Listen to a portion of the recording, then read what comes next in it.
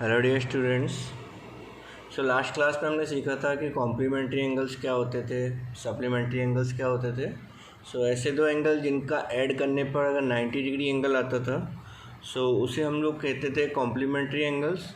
और अगर किसी भी दो एंगल्स को ऐड करने पर अगर 180 डिग्री आता है तो उसे हम क्या कहते हैं, सप्लीमेंट्री एंगल्स। ठीक है, इसी में हम लोग आगे देखते हैं। नेक्स्ट हेडिंग डालो, बाइसेक्टर ऑफ ए एंगल। ठीक है, देखो बाइसेक्टर ऑफ एंगल क्या होता है। सपोज हमारे पास एक एंगल गिवन है, एंगल ए ओ बी, और एंगल ए ओ बी के मिड में अगर कोई लाइन ड्रॉ की गई है, सपोज हमने एक रे ड्रॉ किया ओ सी।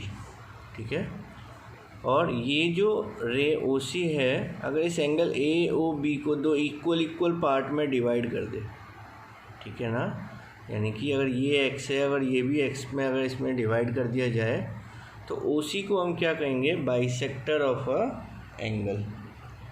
आ रही है बात समझ में। एंगल AOC इक्वल हो जाए अगर एंगल COB के, then in that case we can say that OC will be a bisector of a angle. OC को हम क्या कहेंगे, bisector of a angle. Clear हुआ। if ray OC divide angle into equal parts,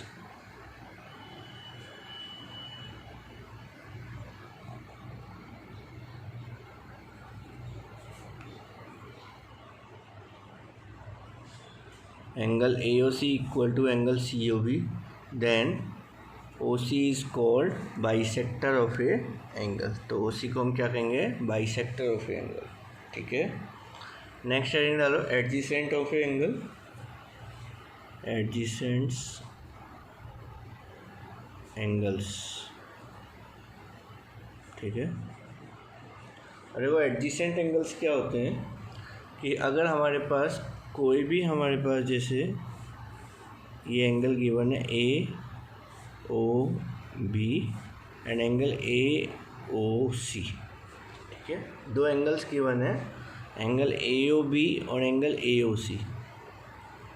तो ये जो दोनों एंगल्स होंगे एक्स और वाई, ये दोनों एंगल आपस में क्या है, नियर बाई एंगल्स है, यानी कि दोनों एंगल्स एक दूसरे के साथ क्या है, जुड़े हुए हैं। और किसके थ्रू जुड़े हुए हैं ये दोनों angle, common vertex and common arm के थ्रू जुड़े हुए हैं। ठीक है, दोनों जो एंगल्स हैं इनमें जो वर्टेक्स है जो वो तो क्या है, कॉमन है, और साथ में जो इनका एक आर्म है वो भी क्या है, कॉमन है। तो इस केस में इन दोनों को हम क्या कहेंगे, एडजेसेंट एंगल्स कहेंगे।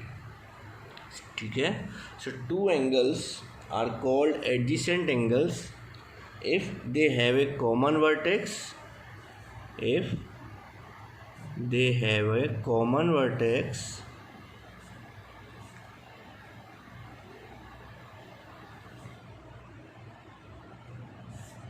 and common arm।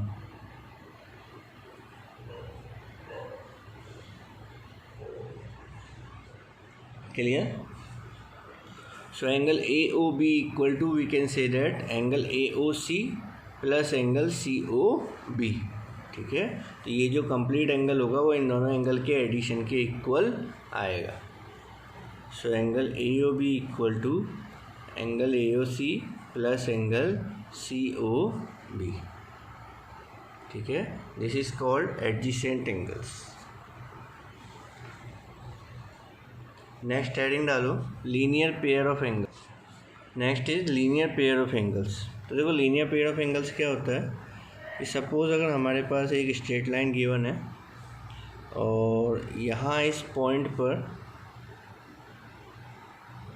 एक रे ड्रॉ की गई है। एंगल AOC और एंगल AOB, ये दोनों एंगल आपस में क्या होंगे, एडजेसेंट एंगल्स होंगे। और अगर एडजेसेंट एंगल्स का जो सम है अगर वो कितना आ जाए, टोटली 180 डिग्री आ जाए, अगर एडजेसेंट एंगल्स का जो सम है अगर वो कितना आ जाए, 180 डिग्री आ जाए, तो इन दोनों एंगल्स को हम क्या कहेंगे, लीनियर पेयर ऑफ एंगल्स। यानी कि ऐसे दो एंगल जो कि एक लाइन के ऊपर ड्रॉ किए हुए होते हैं उसे हम क्या कहते हैं, linear pair of angles. So if sum of adjacent angles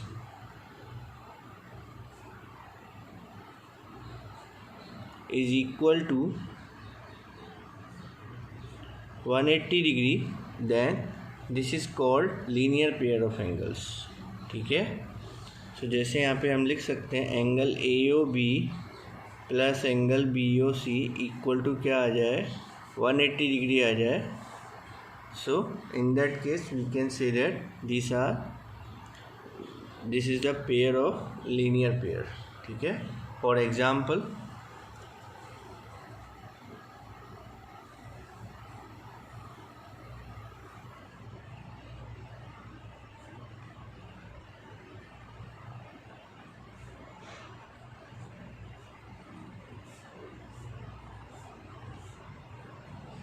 जैसे यहाँ पे ये दोनों एंगल जो हैं वो दोनों आपस में क्या होंगे, लीनियर पेयर ऑफ एंगल्स होंगे, क्योंकि दोनों का जो सम है वो क्या हो रहा है, 180 डिग्री हो रहा है। और ऐसे भी हम समझ सकते हैं कि दोनों जो हैं वो एक स्ट्रेट लाइन पर बन रहे हैं। आ रही है बात समझ में? इसी पर बेस एक क्वेश्चन देखो,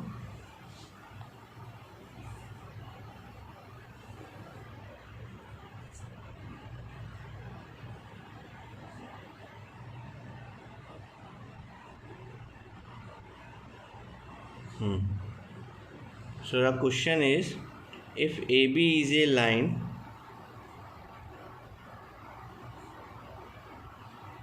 find the value of x। तो जैसे यहाँ पे AB एक लाइन गिवन है और हमें यहाँ पे x की वैल्यू निकालनी है। तो देखो AB लाइन गिवन है, इसका मतलब ये दोनों एंगल्स का जो सम होगा वो आपस में कितना होगा, 180 डिग्री। क्यों होगा 180 डिग्री, क्योंकि ये एक लीनियर पेयर फॉर्म कर रहा है। क्या फॉर्म कर रहा है, लीनियर पेयर। ठीक है, इस चीज़ का आपको ध्यान रखना पड़ेगा कि अगर कुछ इस टाइप की सिचुएशन आती है कि एक लाइन है और यहाँ पर इसके वर्टेक्स के ऊपर कोई भी एक लाइन ड्रॉ कर रखी है, तो ये दोनों एंगल जो होंगे वो आपस में एडजेसेंट एंगल है, और क्योंकि ये एक स्ट्रेट लाइन है तो इन दोनों एंगल का जो सम होगा वो कितना होगा, 180 डिग्री होगा। ठीक है, क्योंकि लाइन पर जो टोटल एंगल होता है वो कितना होता है, 180 degree. So 130 plus x, solution देखो 130 plus x equal to 180 degree because of linear pair of angles.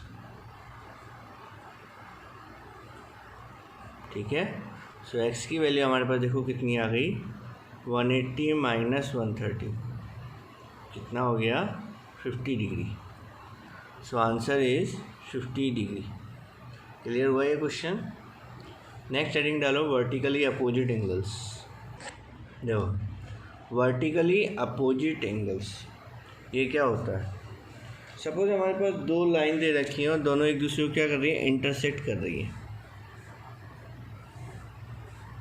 A B C D. तो जब हमने इन दोनों लाइन को इंटरसेक्ट कराया तो देखो हमारे पास कौन कौन से एंगल बन रहे हैं। मैं इसे नेम दे देता हूँ 1 2 3 4।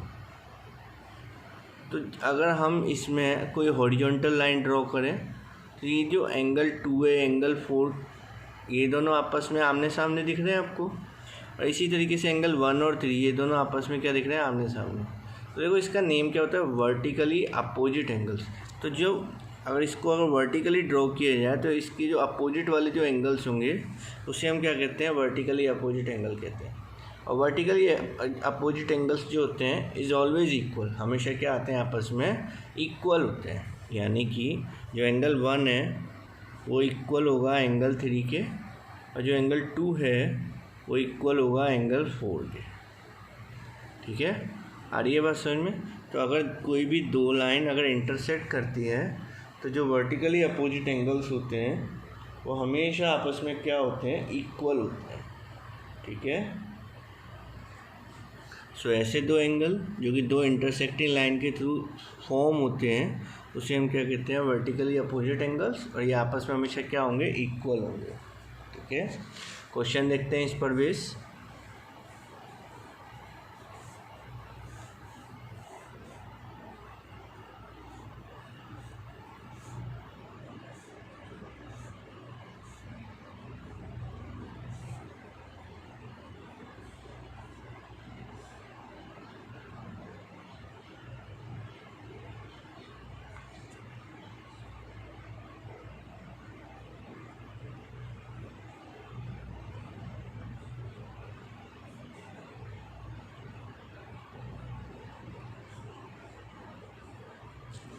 जैसे क्वेश्चन है हमारे पास, A B and C D are intersecting lines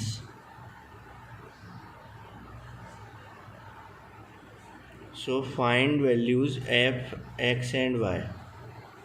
तो हमें यहाँ पे एक्स और वाई की वैल्यू को क्या करना है, फाइंड करना है। तो देखो यहाँ पे क्या हो रहा है, ए बी और सी डी दोनों आपस में क्या इंटरसेक्ट कर रही हैं। तो 70 और वाई दोनों आपस में क्या होंगे, वर्टिकली अपोजिट। सिमिलर वे में एक्स और 110 ये दोनों आपस में क्या होंगे, वर्टिकली अपोजिट। सो सॉल्यूशन देखो इसका, x इक्वल टू कितना होगा 110 degree and y equal to कितना होगा 70 degree because of vertically opposite angles. ठीक है,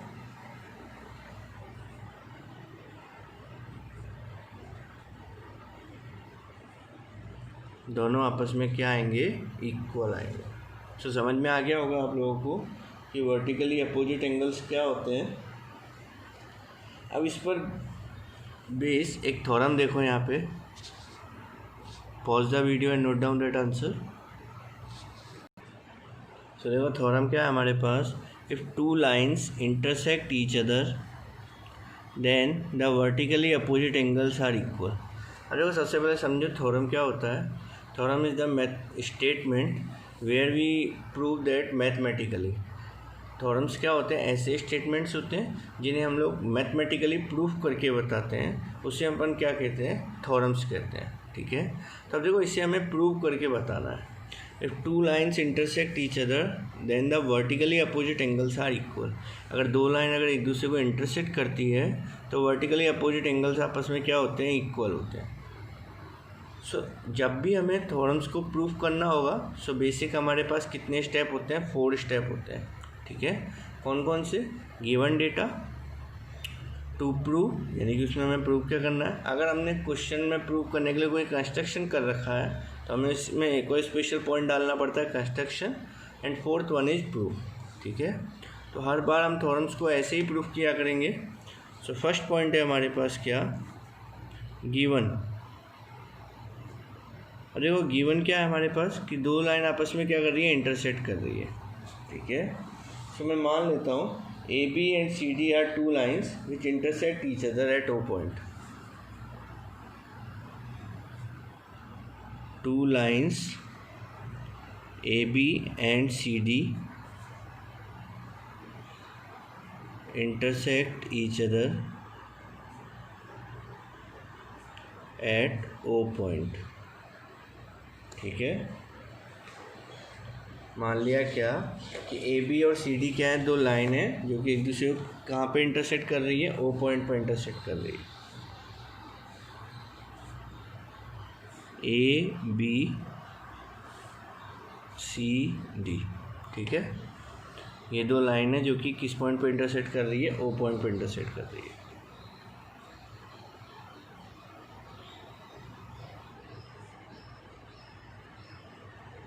क्लियर। अब देखो इसमें हमें प्रूव क्या करना है, to prove that, second point होता है हमारे पास क्या, टू प्रूव। प्रूव क्या करना है हमें इसमें, vertically opposite angles are equal. तो यहाँ पे मैं वर्टिकली अपोजिट एंगल्स को नेम दे देता हूँ 1 2 3 4। सो प्रूव क्या करना है, angle 1 equal to angle 2 and angle 3 equal to angle 4। ये हमें इसमें करना है प्रूव। ठीक है, थर्ड पॉइंट कंस्ट्रक्शन होता है, बट इसमें हमें कोई कंस्ट्रक्शन नहीं करना, तो मैं डायरेक्ट ही फोर्थ पॉइंट लिख रहा हूँ यहाँ पे, प्रूफ। अब देखो प्रूफ कैसे करेंगे इसको। देखो ए बी क्या दे रखा है हमें, यहाँ पे लाइन है, A B is a line. ठीक है, सो ए बी एक लाइन है, तो लाइन पर जो टोटल एंगल बनता है वो कितना बनता है, 180 डिग्री। ध्यान से देखो, एंगल 1 और एंगल 3 क्या फॉर्म कर रहे हैं, लीनियर पेयर फॉर्म कर रहे हैं। तो एंगल 1 प्लस एंगल 3 कितना हो जाएगा, 180 डिग्री।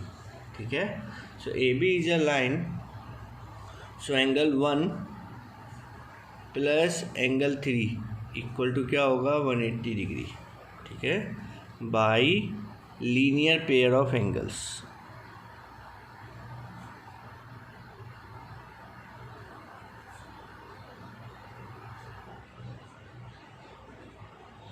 ठीक है। सिमिलर वे में नेक्स्ट देखो, अब देखो ये ए बी एक लाइन था, तो इसके थ्रू मेरे पास एक इक्वेशन आ गया, 1 + 3 क्या होगा, 180 डिग्री होगा। सिमिलर वे में सी डी भी एक लाइन है, सी डी भी क्या है, एक लाइन है। तो यहाँ पर एंगल 2 और एंगल 3 क्या फॉर्म कर रहे हैं, लीनियर पेयर फॉर्म कर रहे हैं। सो एंगल 2 + 3 कितना हो जाएगा, 180 डिग्री। सो मैं यहाँ पे लिख रहा हूँ C D is a line,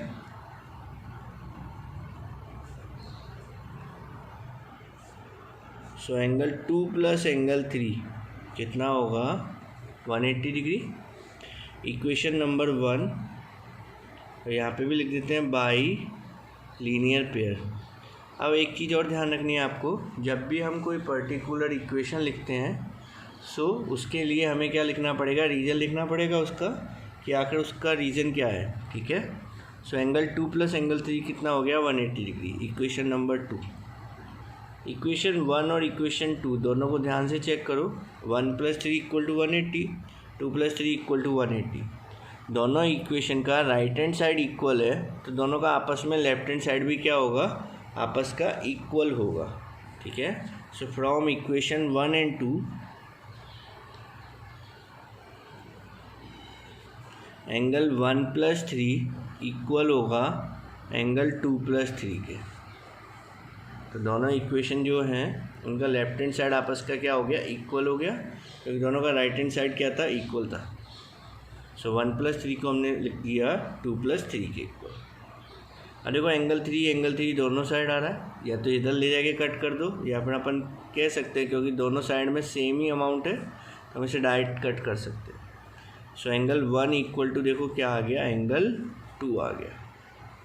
so check करो यहाँ पे डायग्राम में, एंगल 1 = क्या हो गया, एंगल 2। यही हमें इसमें क्या करना था, प्रूव करना था।